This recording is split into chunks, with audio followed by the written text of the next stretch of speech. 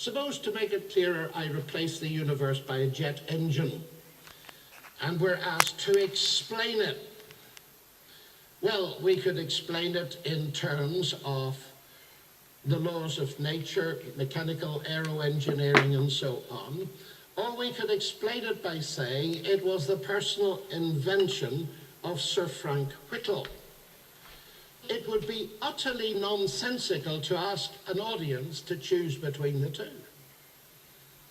Do you accept that the aero engine came about by, I suppose, unguided natural processes arising from the laws of physics, or by Sir Frank Whittle's inventive genius? And you would say that's absurd.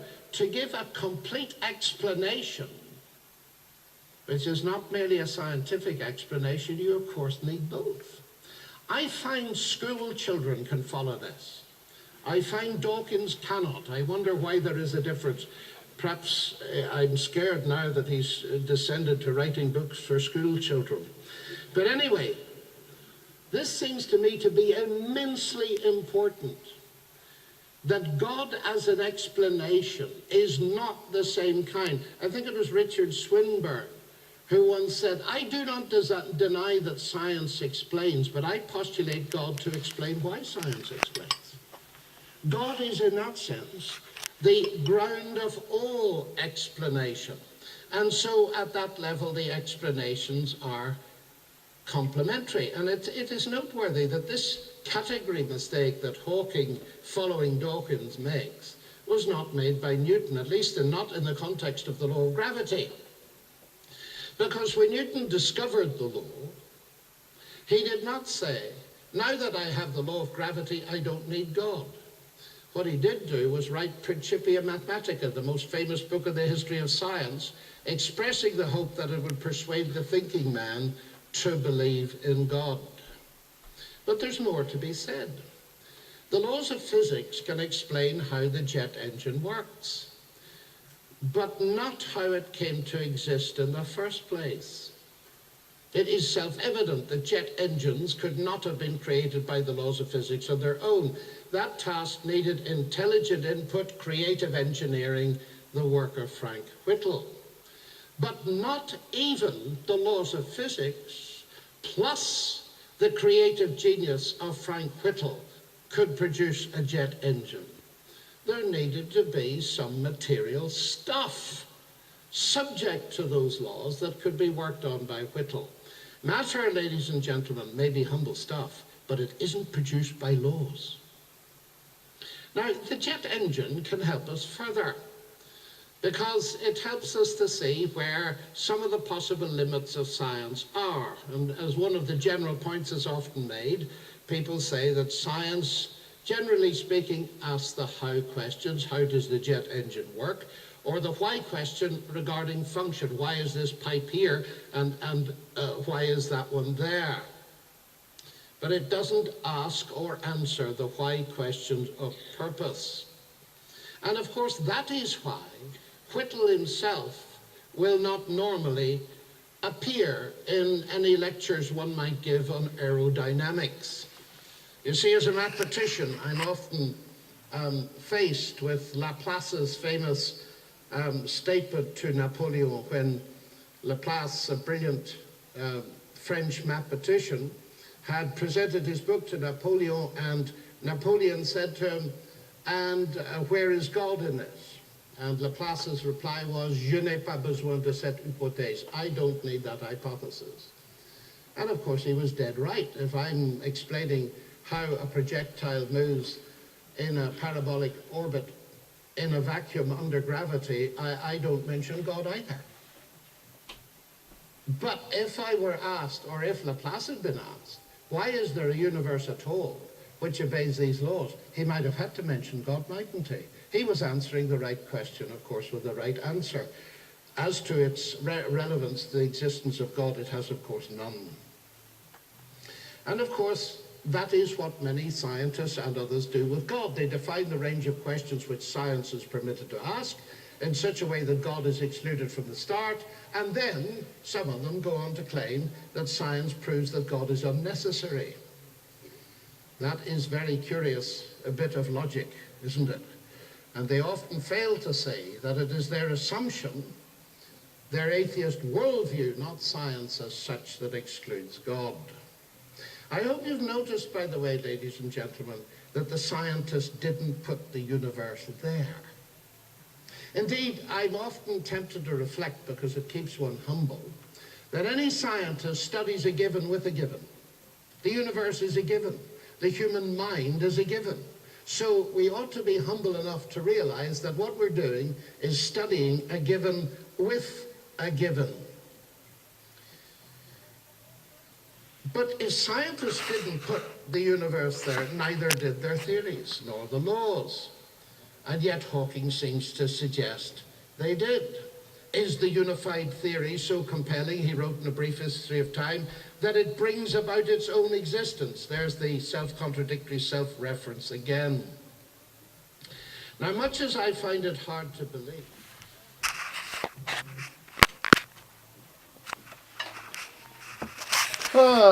Stephen Hawking's been made to look very foolish and talking.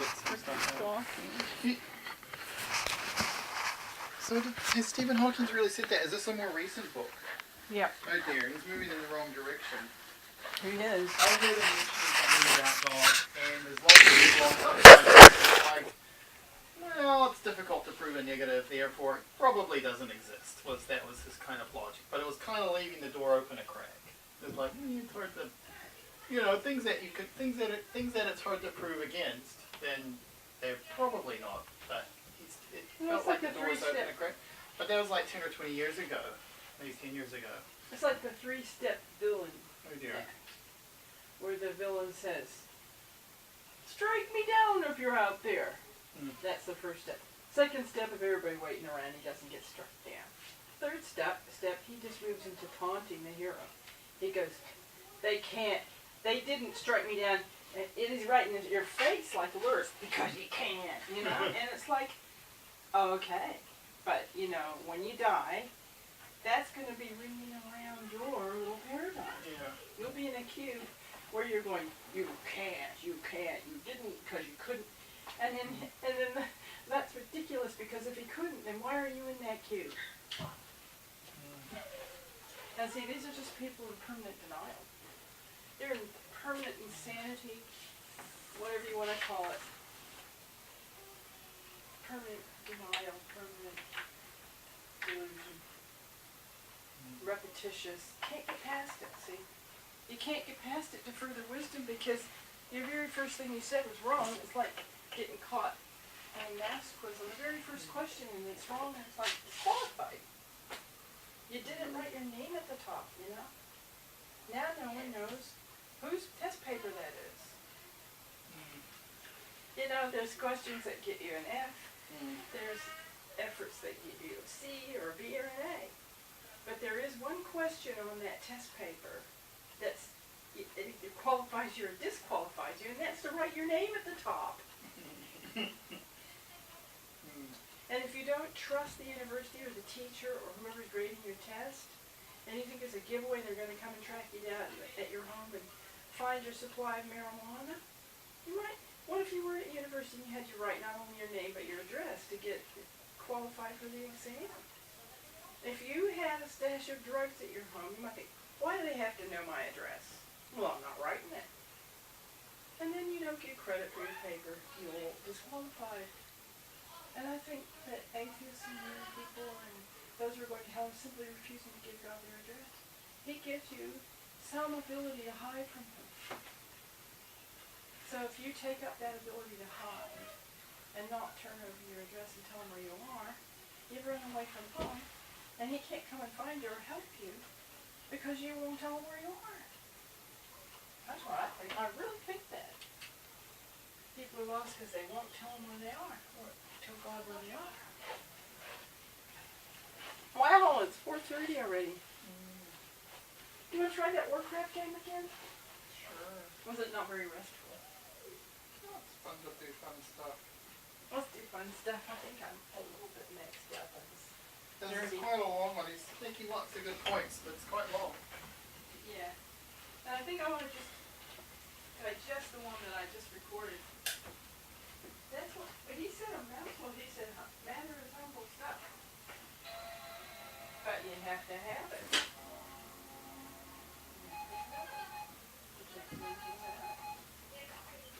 We treat it like it's humble because we dominate it.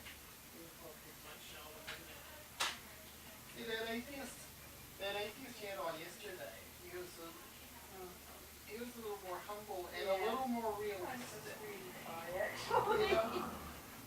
It's, Don't you see that he thought he was a Christian and then he got talked himself out of it, like Susan was Yeah. leaving in Narnia. but when you're atheist or Christian, I don't think there's any shame in just admitting. In fact, I think there's some honor because it reflects the truth of admitting that at some point you're gonna run out of knowledge. You're gonna hit that horizon where you just can't see what's over the horizon. David Wood is so edgy that if anybody will still be his friend, there's hope for him. Yeah. He's almost like Jesus must have been. He's quite edgy about saying what's really true. Even if you're right or you're wrong, it feels like you should still admit that there's some point where you just don't know. You don't know. Even if you're wrong, even if your theory is wrong, there's still some point where you theoretically don't know. So with an atheist who is, say, a fan of the Big Bang, like, okay, it all came from the Big Bang. Okay, well, that's your theory, okay. Where did the Big Bang came from, or what came from that? And it's like if they want to be the slightest bit humble and honest, they have to admit, don't really know, don't know. But if they're Sheldon and they don't like to admit anything, they come up with some sort of self-defeating, it did it because of this. And he's called Stephen Hawking out a lot. He's like, no, wait a minute, you can't create something from nothing and then have a gravity, which is a something. Stephen Hawking said it created itself. He says it's something created itself from nothing, created itself from something, and yet nothing was there. Nothing except gravity, which is a something, but actually nothing was there. What? The self-defeating. There was gravity. Why can't you call gravity God?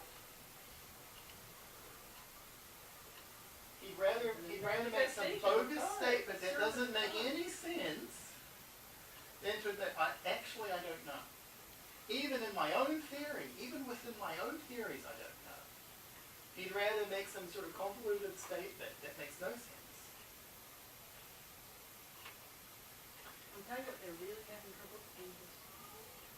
They're having trouble with angels because Feels like Sheldon, doesn't it? angels can't be seen, you see, so they make people feel deluded. They make people think they're illusions and are not there. Just because you can't see the wind doesn't mean it's not there. I would actually equate angels with the wind. Only it says in the Bible, I make my angels a flame of fire, so they're power wind. They're a wind of power.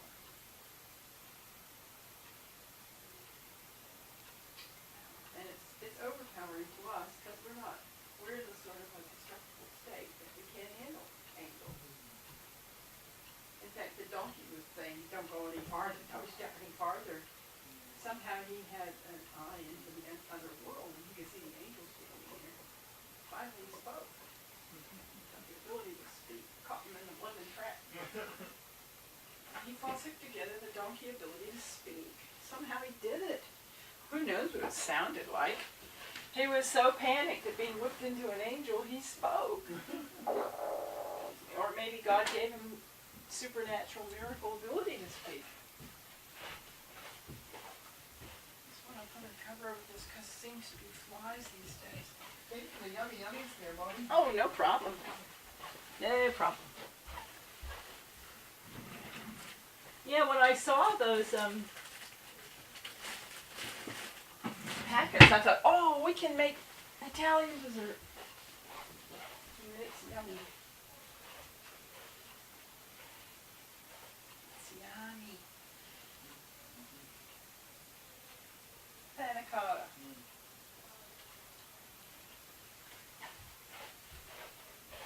It's basically cheese pie. Panna cotta. Cheese pie. But that's old-fashioned cream pie for Thanksgiving. Seems like the same thing to me. And the ingredients are cream and pie. Seems all the same, doesn't it? Mm. I think it's Italian family thing. Okay.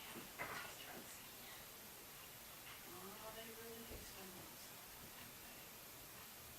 And they basically did not, you can't see me as a fellow people. Mm. When you say children can see it, but they can't. They're being silly than the silliest children. Silly. Silly. And one minute. Oh, we can do this. Okay, what's our... This must be...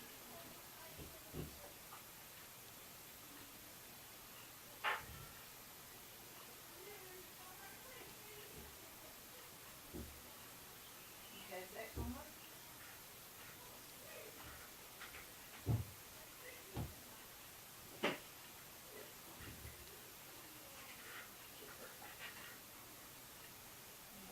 Right. Oh, I like it. Oh, sweet. Oh, really like the way.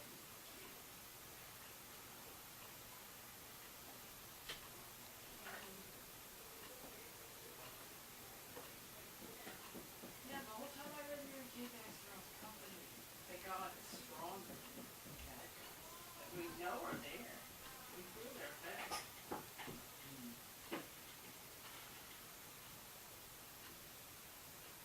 Anybody doesn't think bad guys exist, I won't say it, are taking all the responsibility for badness on themselves. The responsibility to get rid of it on themselves. Don't blame anybody else.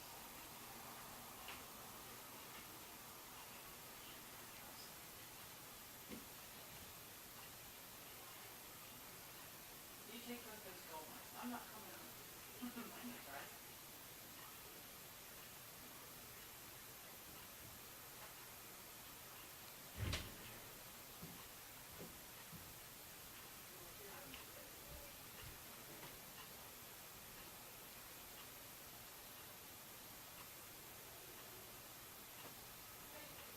I'll take both of them. Take them both. I'm not coming over. Okay.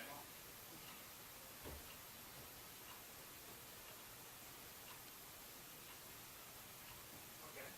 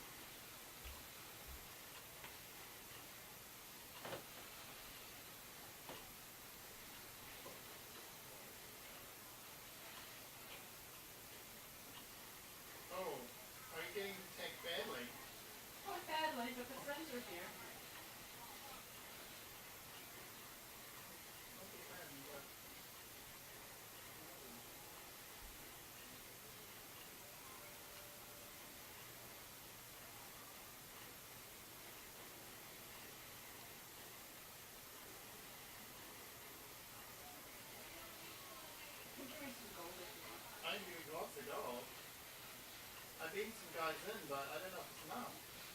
Friends are here too.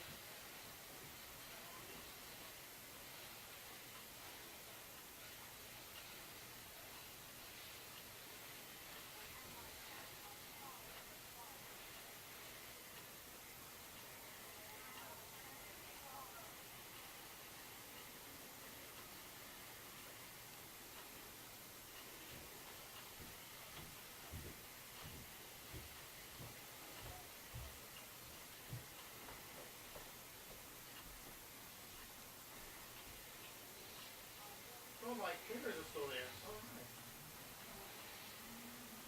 I think that friends are helping a lot.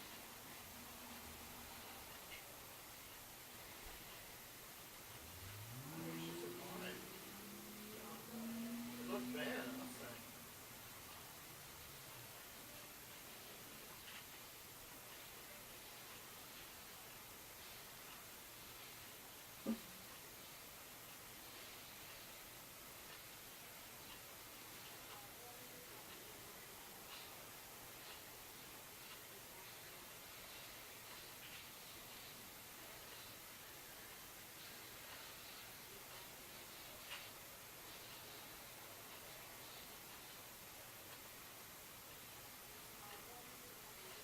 They're still attacking you, aren't they? Yeah. They're still repairing themselves. I think they're still helping.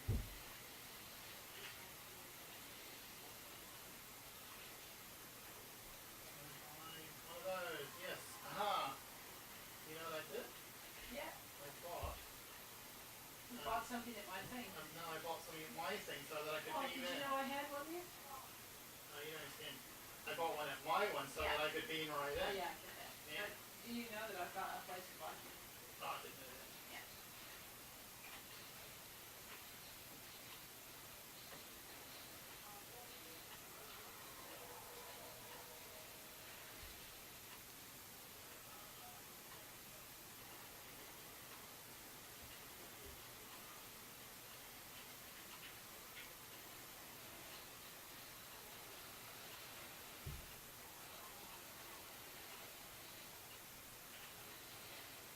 Who's that beaming away? Good guys or bad guys? Yeah. Good.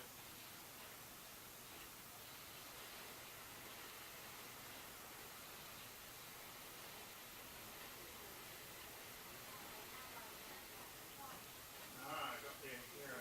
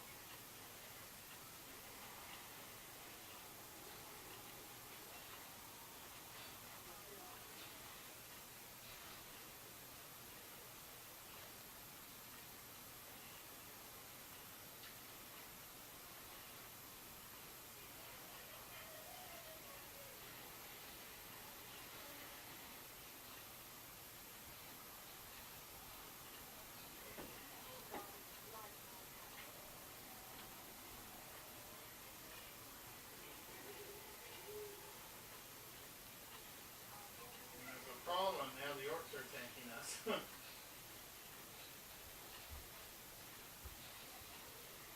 Lead him over towards the big guys.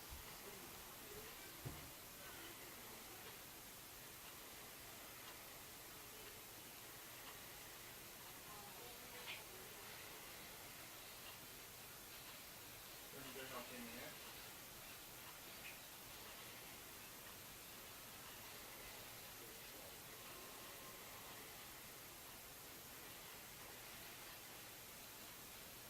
I think I've seen them all.